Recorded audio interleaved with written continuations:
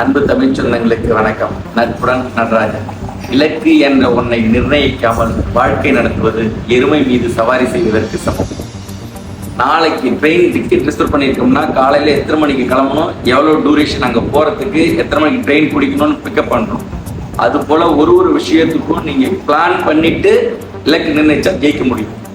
நீங்கள் பசங்க என்ன படிக்கணும், என்ன வேலைக்கு போகணும், என்ன வேலைக்கு போகணும்னு முதல்ல முடிவு பண்ணாதான் அது என்ன படிக்கணுங்கிறத நீங்கள் ப்ரிப்பேர் பண்ண முடியும். அது சம்மந்தப்பட்ட சப்ஜெக்டை படித்து அதுக்காக நீங்கள் இப்பலேருந்து போயிட்டு இருந்தீங்கன்னா அந்த இலக்கு அடையிறது ஈஸி. +2 முடிக்கிற வரைக்குமே நம்ம என்ன படிக்க போகிறோன்னு தெரியாமே உட்காந்துட்டு +2 முடிச்சதுக்கப்புறம் என்ன டிகிரி செய்யறதுன்னு யோசிச்சுட்டு உட்காந்துருந்தோம்னா உங்களுடைய அச்சீவ் பண்ணவே முடியாது.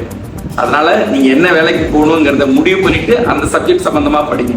பேரண்ட்ஸும் அந்த என்ன வேலைக்கு போகிறாங்களோ அந்த பதவி, அதோட பவர் என்ன, அந்த மாதிரியான ஆஃபீஸ்க்கு உங்கள் பசங்களை கூட்டு போய் காட்டினீங்கன்னா அவங்களுக்கு அது மேலே ஒரு ஈர்ப்பு வரும், ஈஸியாக படிச்சுப்பாங்க.